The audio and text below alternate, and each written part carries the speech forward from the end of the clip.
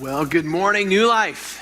It's good to see you this morning, and my name's Dell. If we haven't met, we'd love to meet you. I work for an organization called Rescue Freedom International, but back in the day was really involved with New Life when it first got started, and I've worked as a college professor for many years, and so every once in a while they kind of pull me out of retirement, dust me off, and have me speak for a weekend, and so here this weekend to kick us off for this series that we're in called With You. Be the series that we're in through Christmas. And during the Christmas season, we usually hear the traditional Christmas story. You know the one, the Charlie Brown Christmas special, right? It's the shepherds were living out in their field, keeping watch over their flocks by night. You know the script. It's right out of Luke 2. But what's interesting is you look at the Christmas story as Luke told it, it actually began in Luke 1. And I think that we miss a huge chunk of this important element, what Christmas means, if we fast forward to Luke 2 and we don't look at Luke 1. So that's what we're going to do this morning. We're going to tell the Christmas story as it is from Luke 1. If you have a Bible app, go ahead and scroll into Luke 1. If you have an actual Bible, congratulations. I don't know if they make those anymore, but if you have one, somewhere in there, I don't know how to find that now in the real Bible, but with that, I'm just going to tell the story as it is there in Luke 1. I'm going to give some commentary, talk a little bit of the history, what was going on in their culture and their time. And really we're just going to pull out one point today, one idea as we look at what they did and then how do we live that out today. There's one idea that has to do with how we trust God, and I'll get to that in a second. The Christmas story, as it begins, written by Luke, starts with a guy by the name of Zachariah. It starts with Zachariah and Elizabeth. I'm going to call them Zach and Liz because that's just easier. So Zach is married to Liz. It's his wife, and Zach's a priest. And the story really begins with them wanting to have a child. They want to have a kid, and they're well along in years, and they haven't been able to have children. And it's hard for us, I think, in our context here in the West, to understand fully what that meant to them back then. I mean, there's a piece of it that we get. Just like us today, children back then were treasured, they were valued, they would have loved their kids like we love our kids. And it would have been very difficult for a family not to have a child that wanted a child. That would be very common. But back then it took on a completely different element. Beyond all of this, children were essential for their survival. It was a huge deal, and it still plays out in a lot of Eastern cultures today. With my work, I travel a lot. I was in Thailand just a few weeks ago and actually was embedded in a culture where this is the reality. This is how they live today, right now. In the Far East, still today, a lot of times children are the social security for the parents. And as a parent, you would invest in your child, and then as a child becomes an adult, they would begin to invest back into their parents, and they would take care of their parents. Your kids would become your insurance policy, your Social Security, your Medicare, your pension, your 401k, your retirement savings, all wrapped into one called Junior. And this is how it was. And still is today. And as a parent, you would give all you could as your child was growing up. You wouldn't hold anything back for your future. They were your future. You would invest everything that you had in them. And as they grew, they would invest all that they had back into their parents. Very circle of life, kind of very Eastern kind of a thing. And it's still carried on today. So Zach and Liz wanted a child in the same ways that couples do today. But on top of that, they had this amazing, immense pressure that if you don't have a kid, you will die homeless, helpless, destitute, and hungry. Pretty bleak. You can tell why Charlie Brown does not begin the Christmas story here, okay?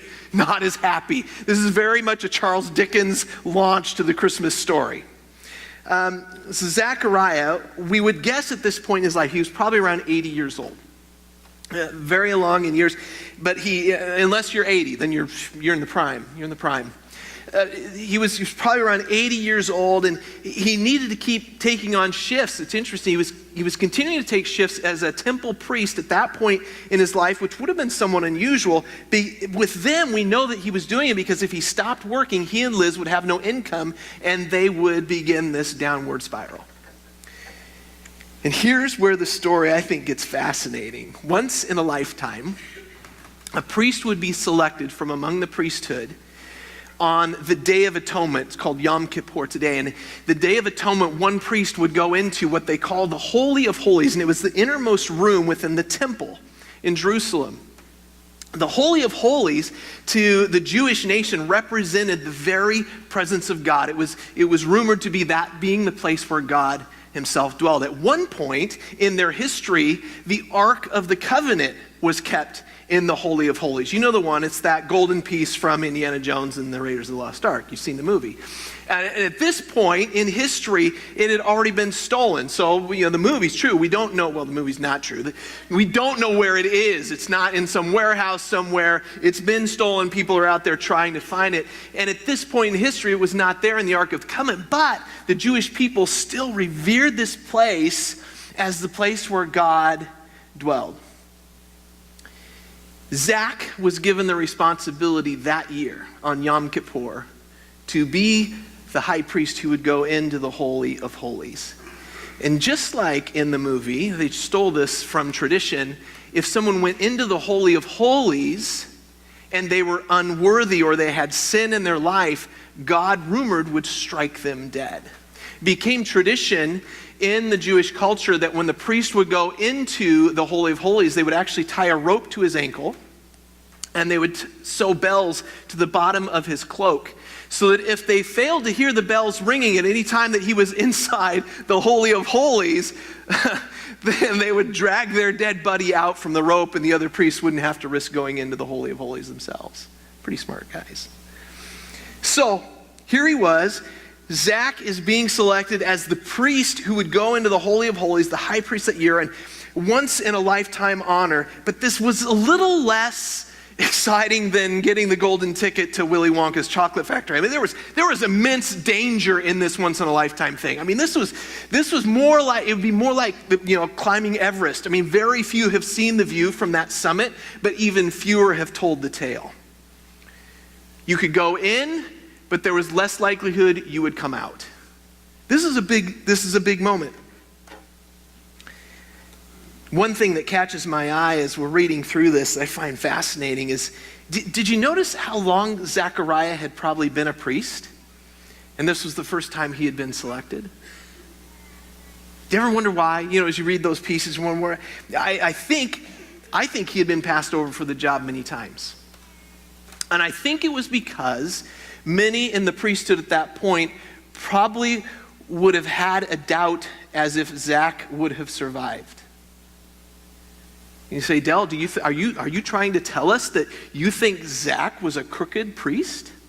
No, but I think his community was suspicious. And here's why.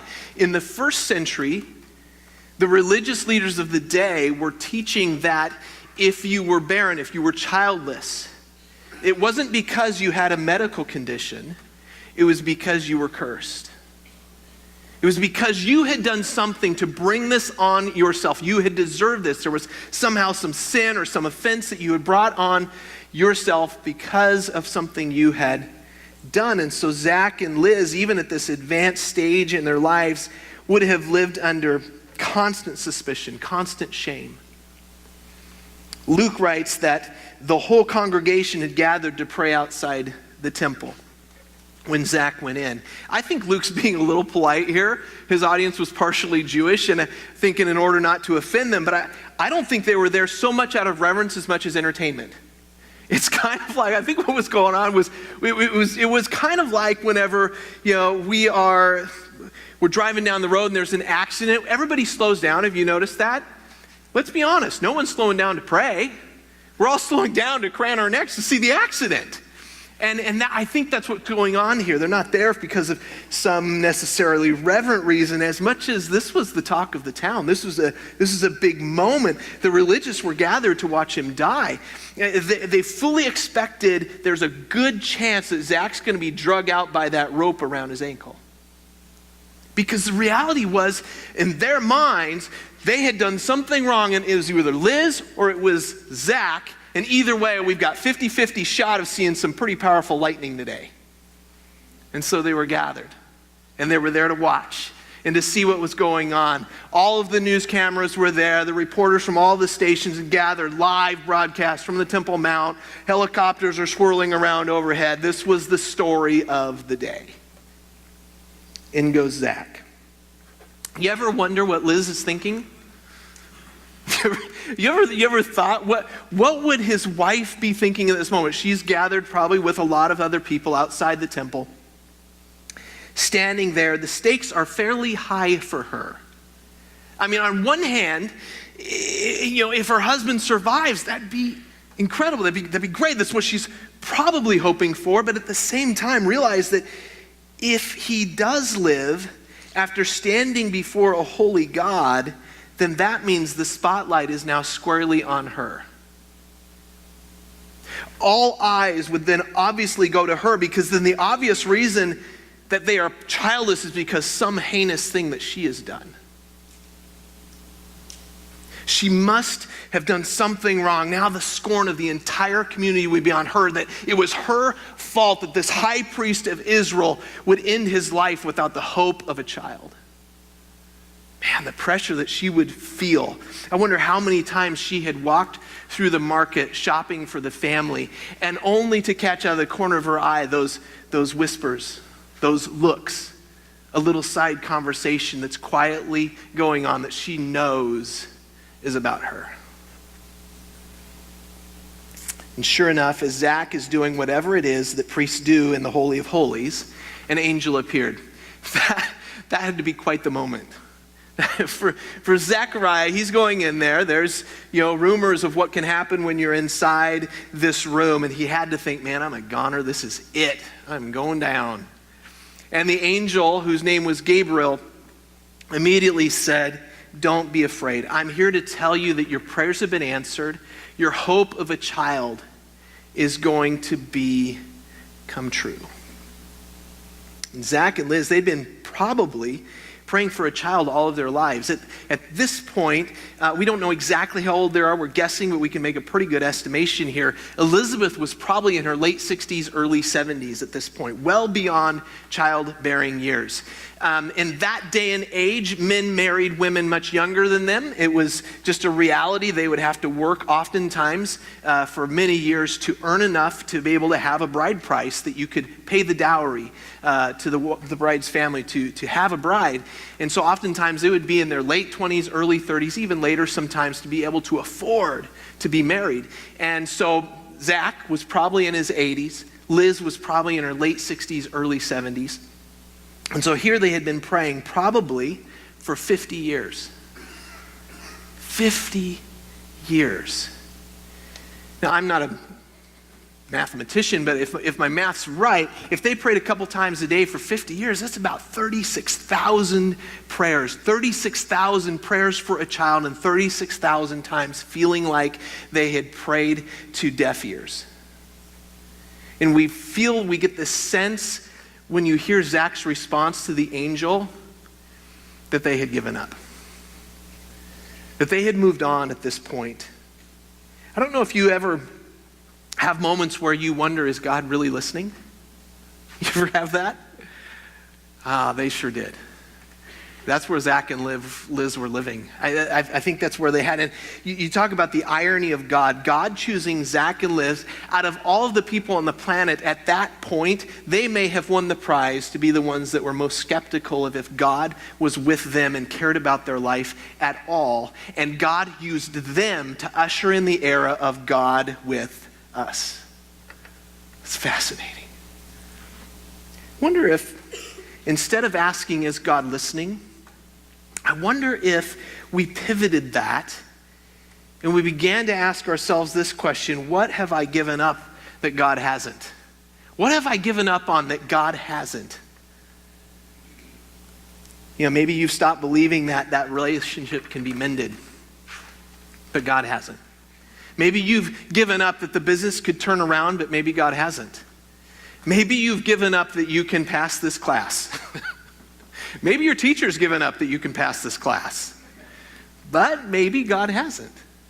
I wonder how many times God is not only listening, but he is crafting a better story than what we're asking for. We just don't know yet.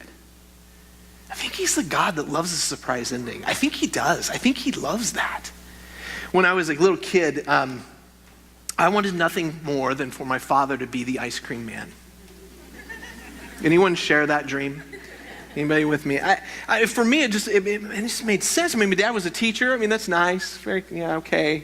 But wouldn't it be awesome if you were the ice cream man? I mean, what could be better than that? I mean, it just made sense. The happiest people in the world have to be the guys that drive those trucks with it's the same music. I don't know if they've copyrighted that or what the deal, but it's like you play this cool music, you sell popsicles, you make everybody in the neighborhood happy, children come running for you. This has to be the dream job. That's what I thought. And so, my dad heard my prayers, my requests, but he didn't grant it. He didn't grant it, much to my disappointment. I was devastated because the thing is, he knew better. He knew that what I was planning for myself was not nearly as good as what he was planning for me. I just wonder if that's true with us and God. God could have given Zach and Liz a child when they asked, but it would not have been John. It would not have been John the Baptist. It would not have been the John that changed the hearts of a generation and prepared everyone to accept God incarnate, the Messiah. That's a big deal. And John was a rock star in his day. The Gospels focus so much on Jesus, we kind of just scoot past John. John was a rock star in his age. I mean, he dressed funny. He was kind of a rock star like Lady Gaga, that kind of rock star. I mean, weird dresser rock star, but a rock star. I mean, it was amazing what he did in his life. And a big part of his legend was that his dad was in the Holy of Holies when his birth was announced. And all of a sudden, his mom, who was late 60s, early 70s, medically impossible for her to have a kid and just plain not a good idea. And it was like she popped him out. It's like she had a kid. She had John. And the Bible says that the story was so amazing. It was so popular. John became popular. It says that in all of the Judean country, people talked about nothing else. This is like Elvis and the Beatles kind of stuff. They could have had a child sooner, but it would not have been John, and they would not have been part of the amazing story of ushering the Messiah into the world. This isn't in the Bible, but I think that at the end of life, I think that if we were to go and interview Zach and Liz, and I think if we were to ask them, knowing what you know now, would you want the path, would you choose the path where you got what you prayed for, or what God granted you? Which path would you choose? And I think without hesitation, both Zach and Liz would say, we would pick what God granted us, not what we were praying for. Absolutely. If there was only a way for us to live with that perspective going forward than just in reverse, our lives would be far different. Back to Luke 1. 6 months after this, Zechariah had this encounter with Gabriel, the angel. 6 months later, fast forward the story, Gabriel, again, I don't know if this guy like the first stork. It's like everywhere he goes, babies come. And so Gabriel shows up and he comes to this young teenage girl and he announces to her that she'll be pregnant, Mary, the mother of Jesus. Mary hears the news and asks a very good question, an innocent question. She knows the birds and the bees. She's had the talk. And she says, but how will this work? And it's interesting to me because she almost immediately follows that up. And she says these words, but let it be with me as you say. This Luke 1 passage is really, it's just Luke contrasting the stories of two birth announcements to two different people, Zechariah and Liz, Mary and Joseph. And it's fascinating to compare these two different responses. Mary says, let it be as you say. Zechariah hears the news from Gabriel and he asks a very different question. He says, do you expect me to believe this? I guess at 80, you just don't care anymore. I'm just like, well, I'm going to throw it out there. But can you blame him? The reality is after 50 years of silence, you want to show up now when I'm 80 and say I'm going to have a kid? You want to change diapers at 80, Gabriel? Come on. Who's going to help with this? I mean, do you realize when Junior graduates from high school, I'm going to be 100? Are you serious? He was upset. And you were getting a taste of me. You can tell I probably would be too. It's interesting. Zach responds with doubt, frustration, and anger. Mary responds with belief, trust, hope, faith. To Zach and Liz, God is fulfilling a prayer that they had been praying for years. All of a sudden it's coming true and they struggle to believe. Isn't that interesting?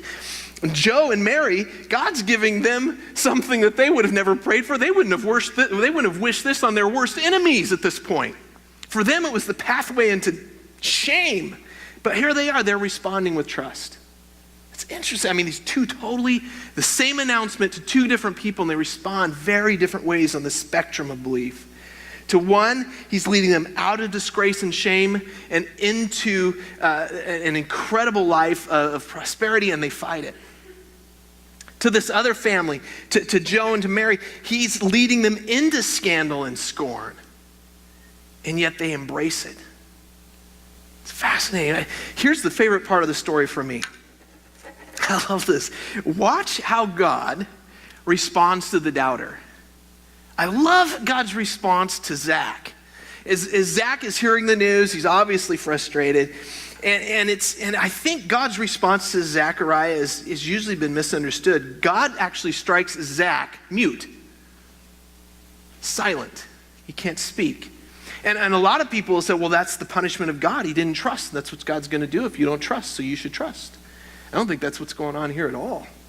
I think God makes him silent for 9 months until the birth of his son so that he could better understand what it felt like for God to be a silent father for 50 years. I think in that moment, God is saying, oh, you think you know who I am. You think you know you. You think you understand who I am and what I've been going through, watching you moan for the past 50 years. But I want you to sit on the secret of your life and not be able to speak just for 9 months, just to get a taste of me. I find that interesting. Here's this God, even in that moment of doubters, saying, no, I just want to keep inviting you into a little more of who I am. Because I think once you get a taste of who I am, you will find it unresistible. Or it's irresistible. Yeah, there we go. Irresistible. We can back that up and change that, can't we? How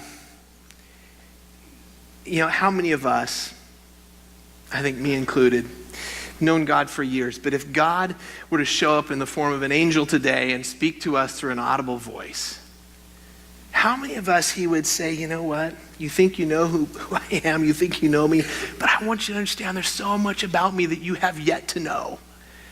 And it gets so much better the more you get to know me. Isn't that the core of the Christmas story? Isn't it this God? It's this picture of this God that says, I will go to incredible lengths to help you understand who I am and what I have dreamed for you. And at the core of Luke 1 is this invitation into belief, into trust, into hope, into faith. And that's the essence of this idea that the story begins of Christmas is saying it's a story about us learning what it means to trust in God. And if we're honest, I think most of us would have to admit that we probably from time to time have some trust issues with God. You say, oh, really serious? Not me. I would never, I know. Well, I don't know. I mean, a husband and wife, even in our day, struggling to get pregnant, and then some teenager that doesn't really want to be a mom right now ends up pregnant. That doesn't seem right. That doesn't seem to be how the world should run.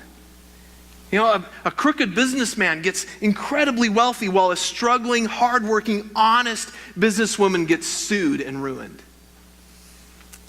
A Tacoma police officer, a father, goes in to try to restore peace to a broken family, and he ends up being gunned down in cold blood.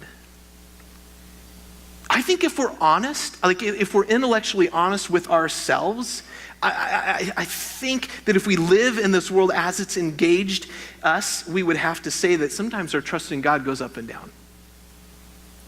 But I think it's okay. How do we live out this trusting in God? And here's what I want you to remember today. This one point, the only point, I'm a simple guy, just one point for me each time. And it's simply this, that this process of belief and trust and hope is not an event. Faith is not an event. Faith is a journey. It's a process. It's something we grow in over time. Some have taught faith in the Christian context is this all or nothing proposition. Either you're in or you're out. This is black or white. You shut it on or off. It's either God or nothing. We don't use that logic in any other parts of our life when we talk about trusting others. Have you noticed this? At work, I don't trust my employees with the corporate checkbook. I trust them with their expense account. And that may go up or down depending on how they behave. And trust is this process, and it changes over time. It grows over time. We don't trust our kids with everything all at once. When they were little, we trusted them with a box of Legos. At some point in the future, they may be trusted with the keys to the car, but we don't do it all at once. Just one time, the keys with the car. You're getting your hopes up. You're thinking this is an announcement or something. Trust is this thing that it's this process, and faith and trust, it grows or it erodes over time.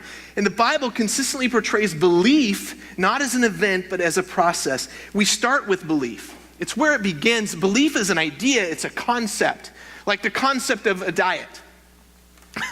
You can believe that you should be on a diet. I should believe that I should be on a diet. Right? But the reality is, unless belief moves to trust, trust implies action. I'm not really on a diet. Because unless I move to trust where I actually order salads instead of fries and a burger, I'm really not on it. It doesn't matter what I believe. I can believe I'm on a diet as much as I want, but if my actions dictate that I'm doing something totally different, it's a diet, but it's not a diet.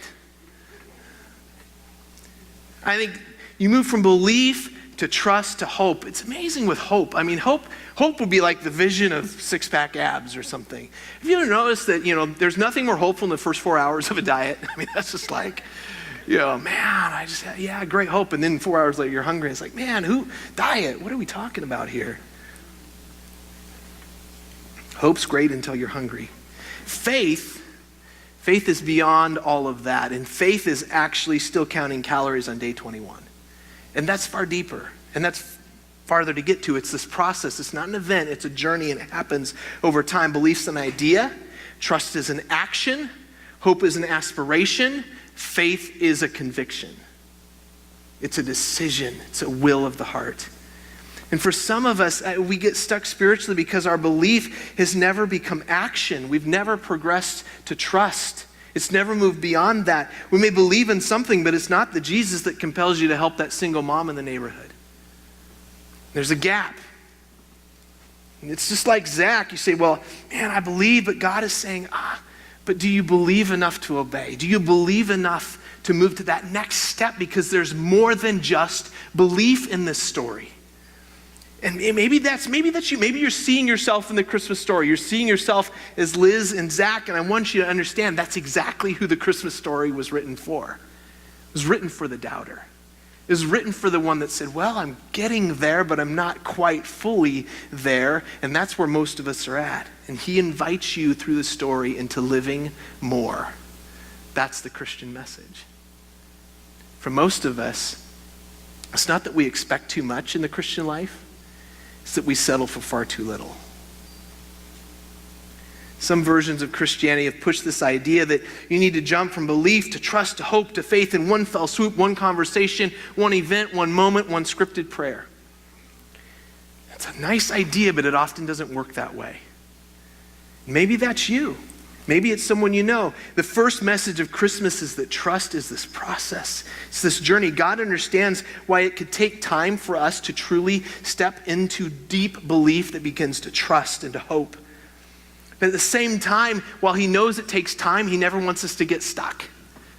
He never wants us just to sit on belief. He never wants us to just sit on trust and never have faith. He wants to keep us moving down the track, that we keep growing, keep moving from belief to trust to hope to faith. The other thing that's funny to me about this story is that our age never determines our stage.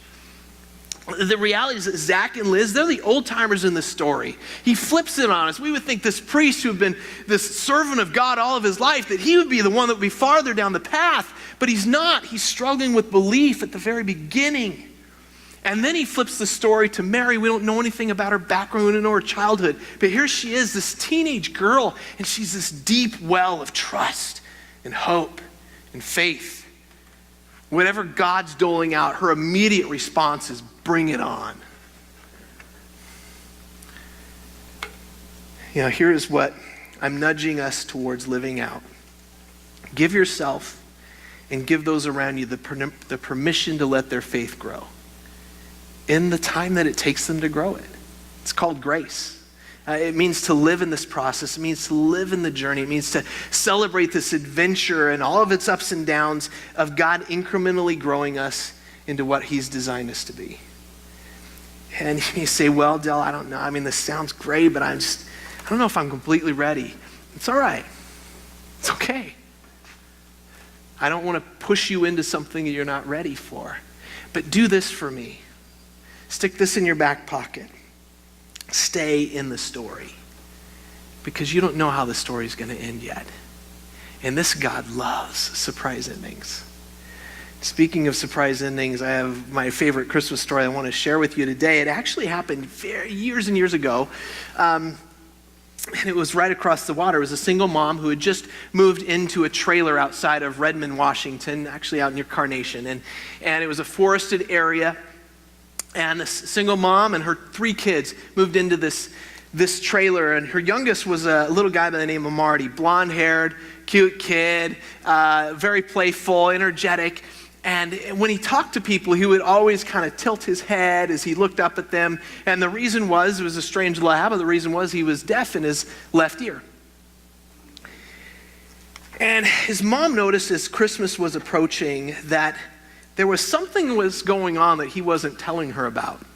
Marty, every day when she came home from work, would have taken out the trash, and he had the dinner table set, and he was making his bed, and he was cleaning up, and she knew something was going on because every time he got his little allowance every week, he would just squirrel that away and didn't spend a penny of it. She had no idea what it was, but she suspected it had something to do with Kenny. Kenny was Marty's friend. They had found each other earlier that spring. And Kenny lived in a trailer that was across the pasture that separated their 2 homes. There was this horse pasture, this meadow with a little stream running through, and that was their world. They loved being out there, and there was an electric fence that hung on Kenny's side of that pasture. Times were hard for their little family. The mom worked as a meat packer, and so with her meager earnings, they had figured out a way with some ingenuity to have kind of elegance on a shoestring there around their trailer for Christmas. And with Kenny's family, it was a little bleaker. It was tougher. They were desperately poor. Kenny's mom was trying to just desperately feed and clothe her 2 kids. And so as Christmas came, Marty came to his mom and said, "Mom, I bought Kenny a Christmas present." And she realized, well, that's what he's been up to. That's what he's been saving. That's what's been going on. And he pulled out from his pocket this little box, and he lifted the lid. And together they gazed at the pocket compass that Marty had saved all of his earnings to buy for his buddy Kenny. "It's a lovely gift, Martin," his mom said. But even as she began to talk, she began to realize the problem that might occur. See, with Kenny's family, the mom felt very badly about their poverty, but she was a very proud woman. They were stretched very thin just to provide a couple of gifts just for the kids there in the family. There was no chance that there would be any outside gifts for anybody else. And she just knew that if Kenny's mom found out about this gift, she wouldn't permit her son to actually receive it, because there was no way for their family to give back in kind in the way that Marty had given. She explained the dilemma to Marty, and he nodded and he nodded. He said, "Mom, I know, but what if it's a secret? What if I do this in a way that they will never know where it came from?" She didn't know how to respond to that, and so that wet and cold Christmas night, Marty, with a coat over his pajamas, slipped out the front door clutching a tiny, colorfully wrapped box. down the soggy pasture, quick slide under the electric fence, across Kenny's yard, up the steps, tiptoe to the front door of the trailer. He cracked the little screen door open just wide enough that he could slip that little gift on the doorstep. Took a deep breath, he reached out for the doorbell, hit it as hard as he could, scampered down the steps, across the yard, wild race to get away unnoticed, and then all of a sudden he banged into the electric fence. Poor guy. Oh, the shock sent him reeling. He lay stunned on the wet ground. His body was quivering. He was gasping for breath. Slowly, weakly, confused, frightened, he resumed the journey back home. "Marty, what happened?" everybody shouted as he came in all muddy and banged up. His eyes were already brimming. His little lip was quivering. He said, I forgot about the fence and it knocked me down. The mom just hugged his little muddy body to herself. He was dazed, and this red mark was actually already beginning to blister on his cheek.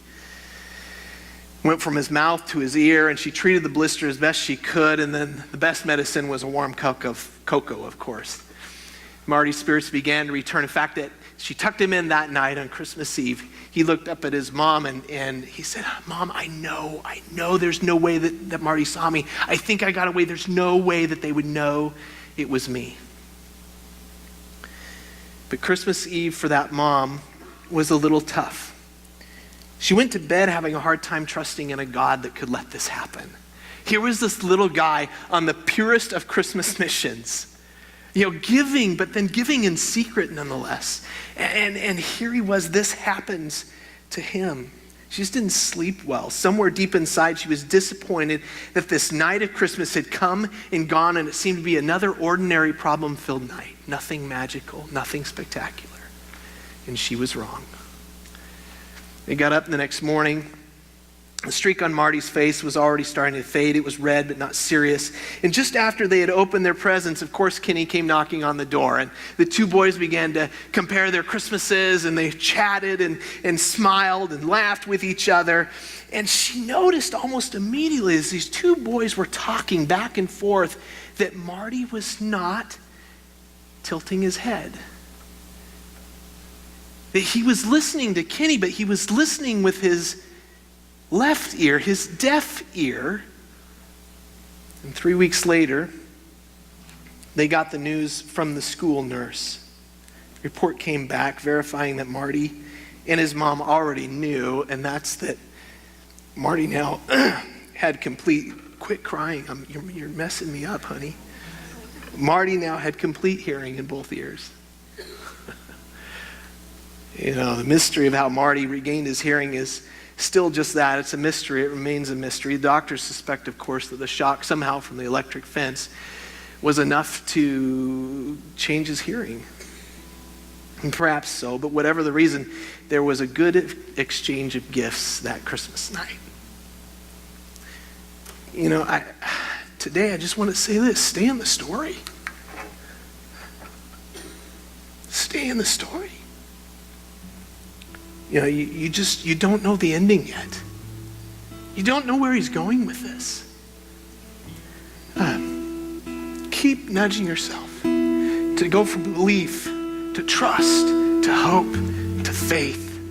To be that one that's saying, I totally understand Zach. I get him. I get his life. I get his response. Where I'm going is Mary.